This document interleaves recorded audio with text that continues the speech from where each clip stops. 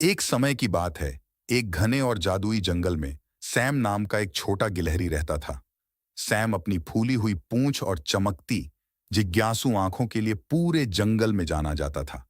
वह हमेशा अपने पसंदीदा खाने अखरोट की तलाश में रहता था। एक सुनहरी सुबह सैम सर्दियों के लिए अखरोट जमा कर रहा था।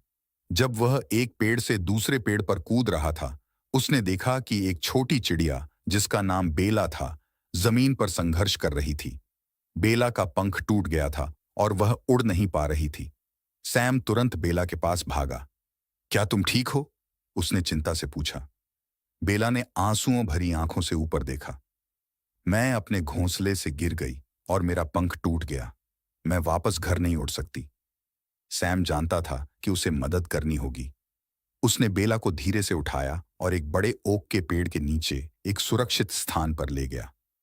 यहां रुको, उसने कहा। मैं तुम्हारे लिए कुछ ढूंढता हूं। सैम अपने दोस्त, एक बुद्धिमान पुराने उल्लू जिसका नाम ओलिवर था, के पास भागा। ओलिवर, बेला को चोट लगी है। हम उसकी कैसे मदद कर सकते हैं? सैम ने पूछा।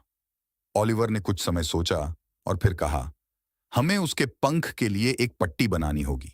मैं कुछ मजबूत लकड़ियां इकट्ठा करूंगा और तुम कुछ नरम पत्ते ढूंढो ताकि उसे आराम मिल सके। सैम और ओलिवर ने मिलकर काम किया और जल्द ही बेला के पंख को एक पट्टी से सहारा दे दिया।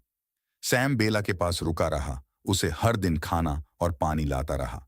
उसने उसे मजेदार कहानियां भी सुनाई ताकि उसका मनोबल बना रहे।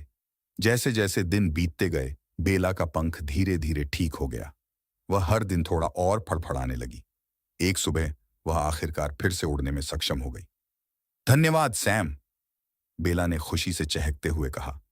तुम बहुत दयालु हो और जब मुझे जरूरत थी तब तुमने मेरी मदद की। तुम सच्चे दोस्त हो। सैम खुशी से चमक उठा। मैं खुश हूं कि तुम ठीक हो बेला। याद रखो, हमें हमेशा जरूरतमंदों की मदद करनी चाहिए। इससे दुनिया एक बेहतर जगह बन जाती है।